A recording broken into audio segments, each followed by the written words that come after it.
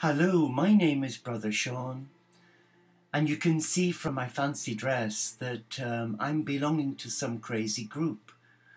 Well, you've guessed right. I'm a member of the wonderful Teo community of interspiritual Franciscans. Yes, a group of ordinary men and women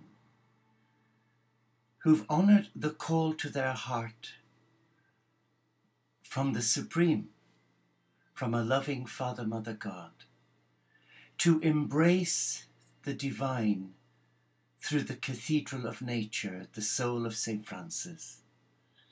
This short video is really a follow-on from a previous video I recently did where I mentioned getting on the bandwagon for gay rights. It's to clarify that judgmental attitudes, do they alienate the children of God? Well, from watching BBC World News and having it brought into my living room and put in front of my face of man's inhumanity to man, it really does leave one in a sense of emotional paralysis because one feels so helpless. And underneath all of that, there's a sense of why? Why is there so much prejudice? And especially within religious faith communities.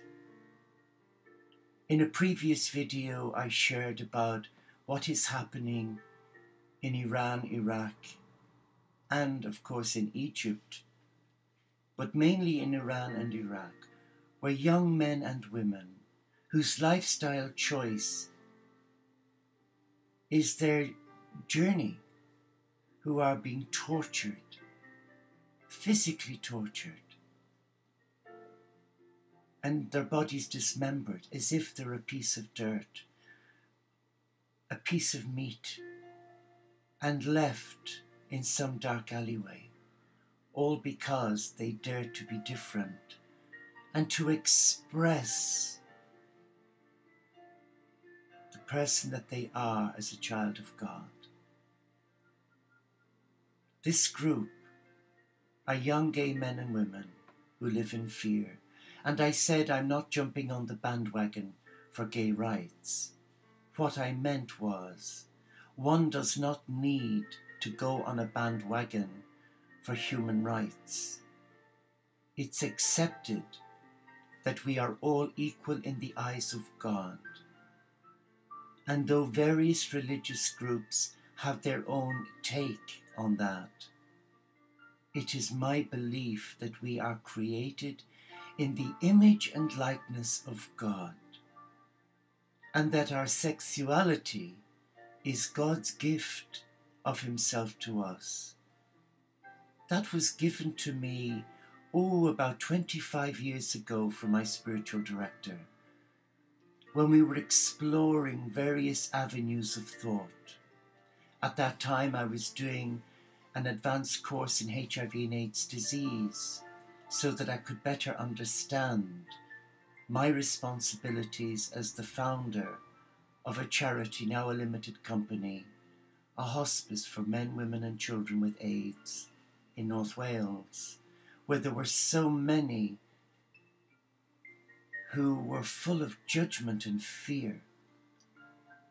Fear.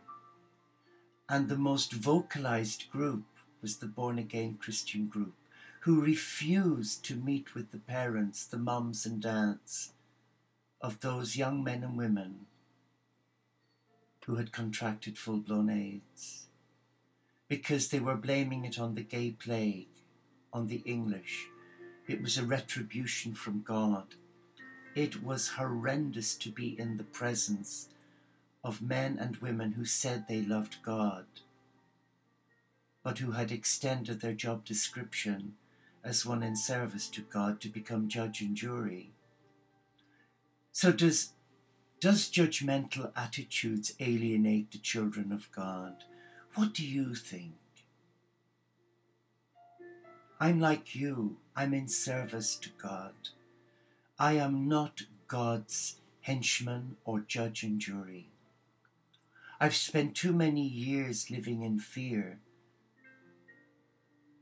as a Catholic Christian, where yes, I was afraid of God, because in my formative training as a young Catholic nursing monk, we had hellfire and damnation fed to us every day. It was almost like it was a salad dressing. And then years later, the penny drops, and you realize that you were conditioned to a way of thinking that alienated you, your heart, from a loving God. Today, it is my belief, I hope you share it too, that judgment is not mine. Judgment belongs to God. And as St. Augustine said, there go I, but for the grace of God. It is not my place to sit in judgment on another.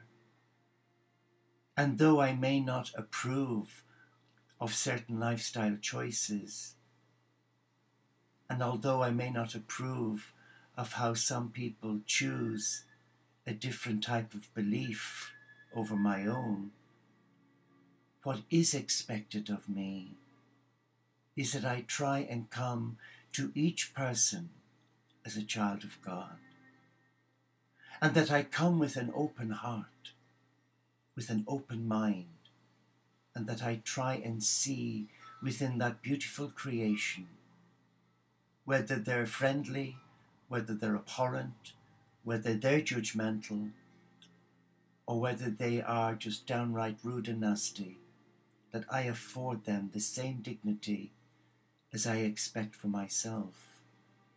And that is one of the tenets of the Christian faith, to love the Lord thy God and thy neighbour as thyself.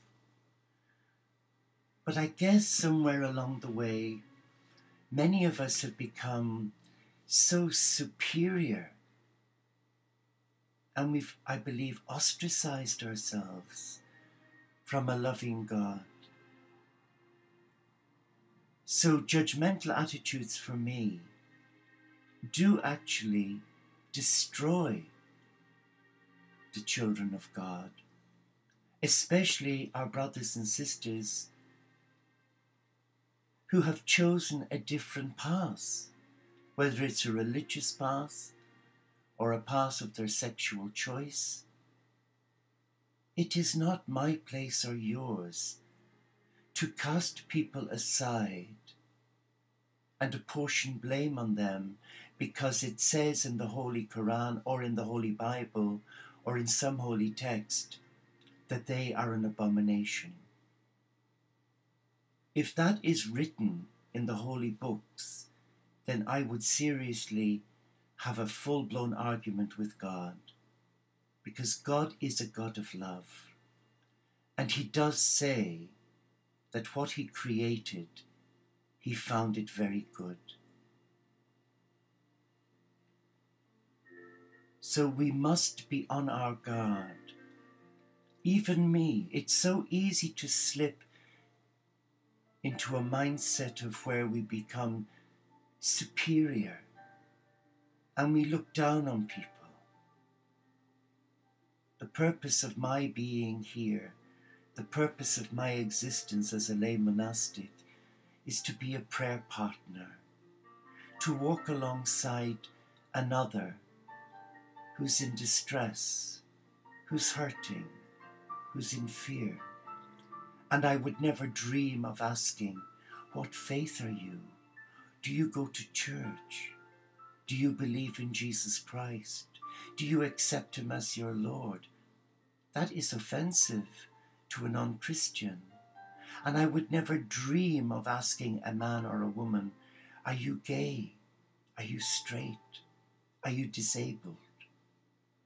Are you mentally ill? Such judgments are not for us to make.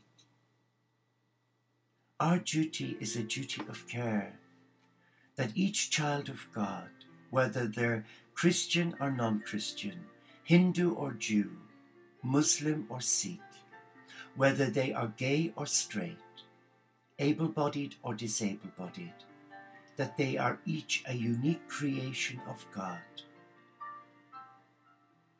They are loved and respected by God. And how dare I sit in judgment?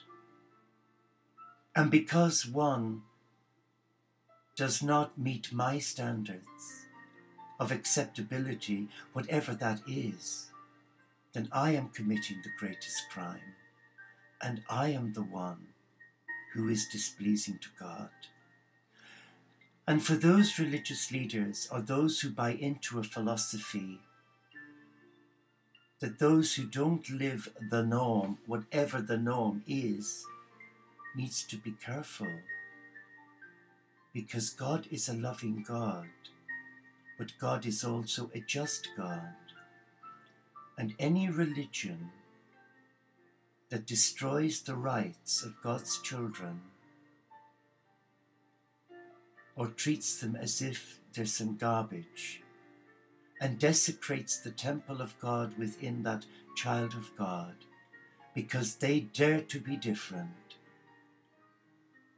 then that is an abomination. And as regards to jumping on a bandwagon for human rights, yes, I am on a bandwagon for human rights and equality for every child of God, that they be afforded the opportunity to be respected and loved, regardless of the colour of their flag, regardless of their lifestyle choice or their belief. So let us take heart that when we come into the presence of the Supreme, if we can place our hand on our heart and say, I have honoured and respected you within all creation this day, then we are rightfully to hear the words of Jesus, come, you whom my Father has blessed, and receive the kingdom already prepared for you. Thank you for watching.